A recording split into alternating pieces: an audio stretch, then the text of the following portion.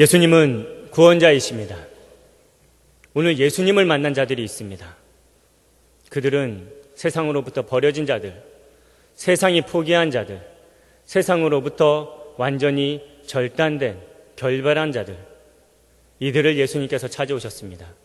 그들의 음성을 들으시고 그들을 만나주시고 그들을 구원하셨습니다. 참으로 예수님은 구원의 주인이십니다.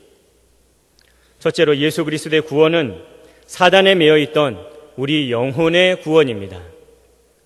본문 마가복음 5장 6절에서 8절에 그가 멀리서 예수를 보고 달려와 절하며 큰 소리로 부르짖어 가로되 지극히 높으신 하나님의 아들 예수여 나와 당신과 무슨 상관이 있나이까 원컨대 하나님 앞에 맹세하고 나를 괴롭게 마옵소서 하니 이는 예수께서 이미 저에게 이르시기를 더러운 귀신아 그 사람에게서 나오라 하셨음이니라 라고 말씀하셨습니다. 세상에 포기한 한 사람이 있습니다. 이 사람을 가리켜 성경에서는 귀신 들린 사람이라고 말씀하고 있습니다. 귀신에 들려서 특별한 괴력을 발휘합니다. 그래서 사슬을 끊어버립니다. 그리고 고랑을 깨트립니다. 어느 누구도 이 사람을 제어할 수 없고 구속할 수가 없습니다. 이 사람은 밤낮 죽음의 무덤가에서 머물면서 소리를 지르며 돌로 자기 몸을 상해하는 그러한 자해를 하는 사람입니다. 예수님께서 이 더러운 귀신아 그 사람에게서 나오라 라고 소리를 바라셨습니다. 그러자 귀신이 예수님 제가 당신과 무슨 상관이 있습니까? 나를 괴롭게 마십시오 라고 요청합니다. 이에 예수님께서 내 이름이 무엇이냐라고 묻자 저는 군대입니다. 수없이 많은 귀신들의 모임입니다. 라고 말하면서 제발 쫓아내지 말 것을 요구하다가 곁에 있는 돼지떼들을 보고 그에게로 그 돼지떼들에게 들어가게 하여 달라고 요구하게 되고 예수님께서 허락하자 그 돼지떼로 들어가 2,000마리가 넘는 그런 돼지들이 바다로 뛰어들어 모두 다 죽게 되는 사건이 일어나게 됩니다. 이 모습을 보고 있던 돼지치던 사람들이 질겁을 하고 마을로 도망가서는 지금 모든 돼지들이 바다에 뛰어들어 다 죽었다고, 그것도 예수라는 사람이 그렇게 죽였다고 소문을 내고 있습니다. 사람들이 나와보니 귀신 들렸던 사람은 예수님 발 아래 앉아있고 옆에서 하는 이야기를 들어보니 정말 가히 두려운 이야기입니다. 그래서 예수님께 찾아와서 하는 말이 예수님 제발 이 지역을 떠나주십시오. 우리를 떠나주십시오 라고 요구하는 것이 오늘의 본문의 말씀입니다. 맞습니다. 예수님은 귀신을 쫓아내시는 분이십니다. 마태복음 12장 22절에 눈 멀고 벙어리 된 귀신을 쫓아내셨습니다. 마가복음 7장 26절에 수로보니게 여인의 딸에게 들린 그 귀신을 쫓아주셨습니다. 누가복음 8장 2절에 막달라 마리아의 7 귀신을 쫓아내셨고 누가복음 13장 11절에 18년 동안 마귀에게 꼼짝없이 잡혀서 허리도 피지 못하고 웅크리고 있던 그 여인의 귀신을 쫓아주셨습니다. 마태복음 8장에 귀신 들린 자를 많이 데리고 오거늘 예수께서 말씀으로 귀신들을 쫓아내시고 라고 말씀하셨습니다. 예수님은 여호와 니시, 사단을 능히 이기시고 자기 백성을 그 사단의 올무에서 끌어내시는 구원의 하나님이심을 믿으시기 바랍니다. 예수님은 더러운 귀신에게 사로잡힌 자기 백성을 찾아오십니다. 죽음 가운데, 무덤 가운데 거하고 있는 자기 백성을 찾아오십니다. 죄악의 사슬에 묶인 그 자기 백성을 찾아오시고 흉폭함에 날뛰며 전혀 통제가 되지 않는 이러한 자기 백성을 찾아오십니다. 영육의 하나님의 형상을 파괴하는, 자해하는 자기 백성, 그들에게 찾아오시고 부끄러운 수치를 드러내고 있음에도 그것 자체가 수치스러운 일인지도 모르는 그러한 자기 백성에게 찾아오십니다. 그리고는 자기 백성을 사로잡고 있는 이 사단을 이기시고 쫓아내십니다. 죽음의 무덤이 아닌 부활의 예수님의 발 아래 거하게 하십니다. 죄악의 사슬을 끊고 모든 자신의 수치를 가리는 의의 옷을 입게 하십니다. 사나운 흉폭한 심령을 다스려 온전한 자, 교통하는 자, 대화가 가능한 자가 되게 하십니다. 하나님의 형상을 파괴하는 자해자에서 사랑하는 가족들에게 예수 그리스도의 긍휼을 전하는 그러한 회복의 전도자가 되게 하십니다. 세상과 모든 사람들이 손을 놓고 가족마저도 포기했던 이 사람, 사단에게 사로잡힌 자기 백성을 구속하시고야마는, 구원하시고야마는 구원의 하나님이 바로 저와 여러분이 믿는 우리 예수 그리스도이십니다. 둘째로 예수 그리스도의 구원은 병에 매여 있는 우리 육체의 구원입니다. 본문 마가복음 5장 27절에서 29절에 예수의 소문을 듣고 무리 가운데 섞여 뒤로 와서 그의 옷에 손을 대니 이는 내가 그의 옷에만 손을 대어도 구원을 얻으리라 하밀러라. 이에 그의 혀로 그러니 곧 마름에 병이 나온 줄을 몸이 깨달으니라 라고 말씀하였습니다. 여기 또 세상이 포기한 한 여인이 나타납니다. 성경에서는 이 여인을 가리켜서 혈루증 걸린 여인이라고 말씀하고 있습니다. 많은 이원에게 많은 괴롭힘을 당하였고 가지고 있는 모든 것까지도 다 잃어버리게 되었습니다. 오히려 병이 더 중하여져서 세상의 의술이 이 여인을 버렸습니다. 또한 구약의 율법으로 인해 부정한 여인이라고 지목받은 그런 자입니다. 이 여인이 예수님의 소문을 들었습니다. 이 여인이 있는 곳으로 예수님께서 친히 찾아오셨습니다. 예수님의 옷에 손만 대어도 병이 나을 것 같아 무리 속에 숨어서 예수님의 옷을 만졌습니다. 그러자 즉시 나았고 예수님께서는 능력이 자기에게서 나간 줄을 아시고 사람들을 세우며 누가 내 옷에 손을 대었느냐라고 물으셨습니다. 결국 여인은 예수님, 제가 혈루증 걸려서 오도 가도 못하고 더욱더 병이 중하여지고 세상이 나를 포기하였음에 예수님 옷깃만 만져도 제가 구원받을 줄 믿어 주님의 옷에 손을 대었습니다. 수많은 사람들 앞에서 그 모든 행해진 일들을 고백하였습니다. 예수님은 우리의 육체를 구원하시는 분이십니다. 병으로부터 매인 우리의 육체를 구원하시는 하나님이십니다. 마태복음 8장 2절에 문둥병을 치유하셨습니다. 8장 5절에는 백부장의 하인을 고치셨습니다. 마가복음 1장 30절에 시몬 베드로의 어머니를 고치셨고 2장 3절에는 친구로부터 인해 지붕을 뚫고 들어오는 그러한 중풍병자를 고치셨습니다. 마태복음 20장에 소경 바디메오의 눈을 뜨게 하셨고 누가복음 14장에 고참병 든 자를 고치셨으며 누가복음 17장에는 열문둥병을 고치셨습니다. 요한복음 5장 5절에 38년 된 병자를 고치셨습니다. 요한복음 9장 1절에 나면서 소경된 자를 고치셨고 마태복음 12장 10절에 손 마른 자를 안식일에 치유하셨습니다. 맞습니다. 예수님은 여호와 라파, 치유의 하나님이십니다. 모든 인간은 병으로부터 자유할 수가 없습니다. 병든 자는 괴롭습니다. 시간과 물질을 허비하게 됩니다. 기약 없는 치료를 통해 심신이 약해지고 그 과정에 의술로부터 내침을 당하게 될 때 모든 것을 포기하게 됩니다. 이러한 자들을 예수님께서 찾아오셨습니다. 예수님의 치유의 소식을 듣게 하시며 그 마음에 소망을 불러일으키셨습니다. 예수님께서는 병으로 움직일 수 없는 자기 백성을 친히 찾아오셨습니다. 예수님의 치료는 근원이 고쳐지는 완전한 치료입니다. 예수님의 치료는 육신뿐만이 아니라 모든 것으로 말미암는 평안의 치료입니다.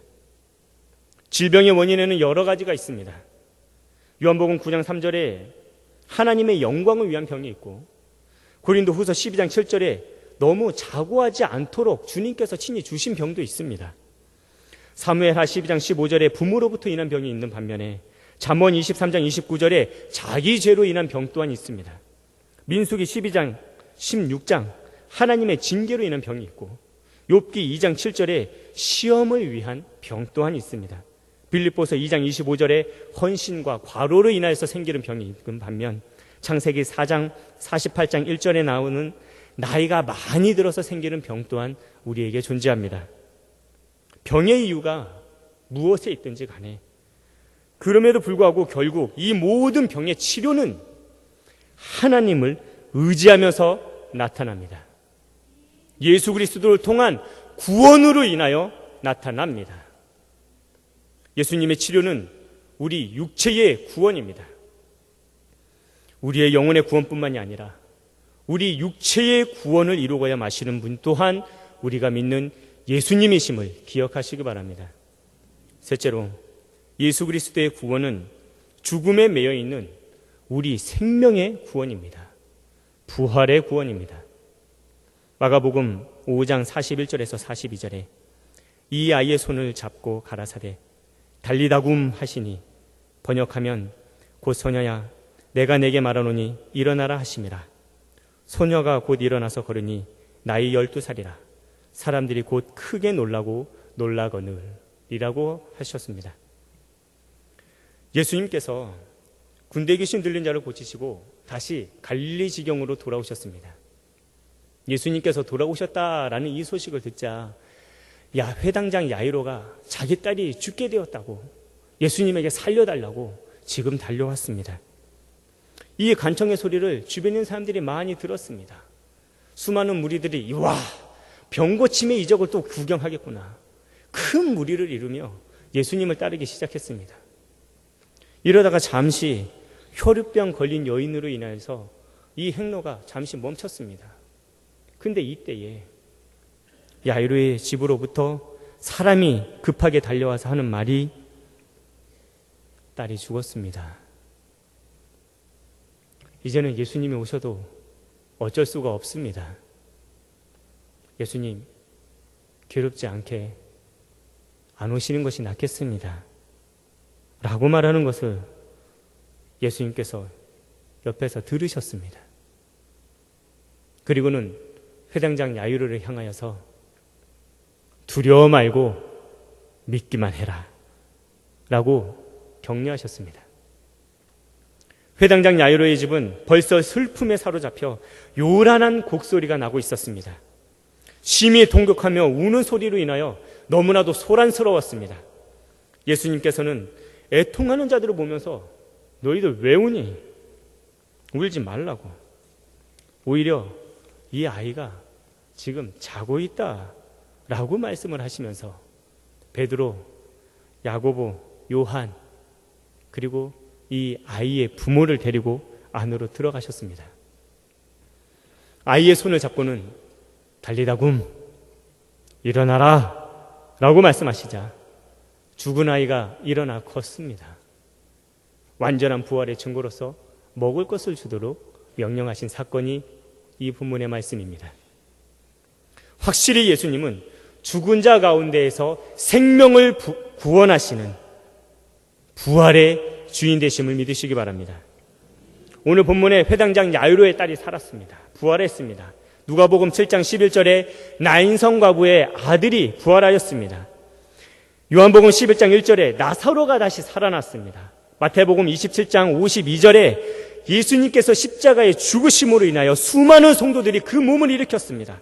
결국 고린도전서 15장 20절에 예수님 자신이 부활의 첫 열매가 되어 주셨습니다. 죽음은 모든 것을 포기하게 합니다.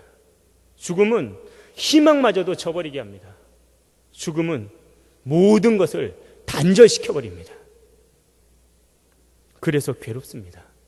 그래서 두렵게 합니다. 그 믿음까지도 저버리게 하는 것이 죽음입니다. 그래서 예수님께서 두려워하지 말고 믿기만 하라고 격려하신 것입니다. 죽음은 애통하게 하고 소리를 지르게 합니다. 죽음은 큰 슬픔에 정신을 잃게 만드는 그러한 비극입니다. 그러나 예수님께서는 이 비극의 소리가 울려 퍼질 때 그 옆에서 그 소리를 들으시는 분이십니다. 죽음의 괴로움과 두려움, 이 모든 것들 가운데에 희망이 되시는 분이십니다. 죽음의 소란을 안정시키시는 분이십니다.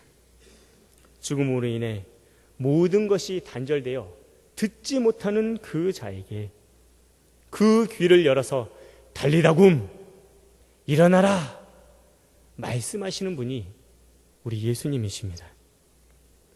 죽음에 매여 누워있는 자를 일으키시는 분이십니다. 죽음의 헛소문을 경계하시는 분이십니다. 모든 것이 끊어져서 단절되었던 것, 이 모든 것을 먹이심으로 인하여서 또다시 회복시키시는 분, 바로 예수님이십니다. 예수님은 참으로 죄의 삭신 사망 가운데 매여 그 죽음의 공포와 불안 가운데 사로잡힌 자기 백성을 부활하시는 부활의 주인이심을 믿으시기 바랍니다. 사랑하시는 성도 여러분, 그리고 헌신을 다짐하는 25, 26, 27, 28 여전도의 회원 여러분, 오늘 성경은 우리에게 예수님은 우리 영혼을 구원하시는 영혼의 구원자입니다. 예수님은 우리의 육체를 구원하시는 육체의 구원자이십니다. 예수님은 우리의 생명을 구원하시는 부활의 구원자이십니다. 라고 증거하고 계십니다. 이 성경 말씀이 거짓말입니까? 너무나도 관념적입니까? 신화입니까? 정말 믿질 못할 그러한 말입니까? 아니지요. 오늘 이 자리에 앉아서 수요 예배를 드리는 우리 모든 성도들은 바로 이렇게 예수 그리스도를 믿음을 인하여 이 자리에 구원받았기에 앉아있는 자들입니다. 예수님을 만나 지금 예수님의 발 아래 말씀을 받기 위해 우리가 이렇게 앉아있는 것 아닙니까? 지금 이 자리에서 아멘을 외치는 모든 성도님들 치고 영혼 구원 받지 않은 그 성도들이 어디 있습니까? 이 자리에 병으로부터 치유함을 받은, 그로 인하여 하나님 앞에 간증을 소유한 성도들이 이 자리에 엄청나게 많지 않습니까? 지금 이 자리에 계신 성도들 가운데 부활의 소망, 이거 하나만 붙들고 살아가고 계시는 분 또한 존재하지 않습니까? 우리가 바로 성경에 나타난 예수를 만난 사람들, 이적의 주인공이심을 믿으시기 바랍니다. 우리가 마귀 억압에서 벗어난 거듭난 새 사람이 된 자들입니다. 우리가 병으로부터 치유함을 받은 간증의 성도들입니다. 우리가 죽음을 이기고 부활하신 예수님의 증인들이고 동일한 부활의 열매가 되어야 될 자들이 바로 우리들입니다. 그리고 우리에게 맡겨진 아이들, 우리의 가족들, 우리의 친지들, 이웃들, 우리와 함께하고 있는 자들, 그리고 안타깝게도 귀신 들린 자와 똑같이 예수님, 우리를 떠나주십시오 라고 예수님을 거부하는 자들, 예수님을 구경하기 위해 교회에 출입하는 자들, 소리를 지르는 자들, 소란케 하는 자들, 애통하는 자들, 슬퍼하는 자들, 두려워하는 자들, 우리는 이와 같은 자들에게 나에게 행하신 예수님의 큰 일을 전해야 하는 것입니다. 거라사인의 귀신 들린 사람처럼 예수님께서 나를 불쌍히 여기셔서 내 영혼을 구원하셨습니다. 혈유병 걸린 여인처럼 모든 사람들 앞에서 예수님께서 나의 병을 고치셨습니다. 회당장 야이로의 딸과 같이 불신자의 죽음의 모습이 아닌 신자의 산 모습 그대로 예수님께서 나를 부활시켜 주실 줄 믿습니다. 이것이 구원받은 우리 성도로서의 당연히 입에 담겨져 있어야 될 말이고 우리 삶에 당연히 나타나야 될 모습 아닙니까?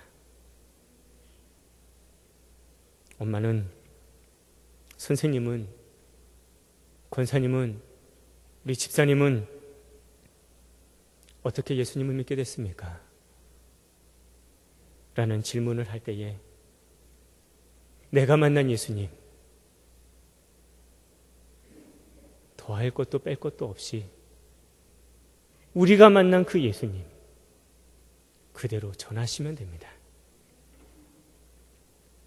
권사님, 힘들지 않으세요? 몸에 있는 이 흉터는 무엇입니까?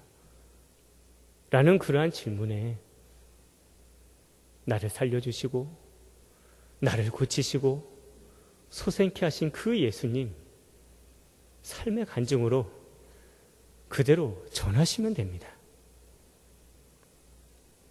정말 가족의 죽음 앞에 눈물을 흘리는 성도를 찾아 부활의 소망을 안겨주시며 함께 만날 그날 위에 우리 힘써 믿음 지키며 나아가자고, 부활의 소망 대신 예수님을 전해주시면 됩니다. 부활의 소망은 우리 모두가 동일하게 지녀야 될 신앙의 뿌리입니다. 전도는 너무나도 자연스러운 구원받은 자의 간증입니다. 예수님이 누구입니까? 우리 영혼의 구원자입니다. 예수님이 누구입니까? 우리 육체의 구원자입니다. 예수님이 누구입니까? 예, 우리 생명의 부활의 구원자입니다. 예수님이 누구입니까? 저와 여러분의 간증이 되시는 분이십니다.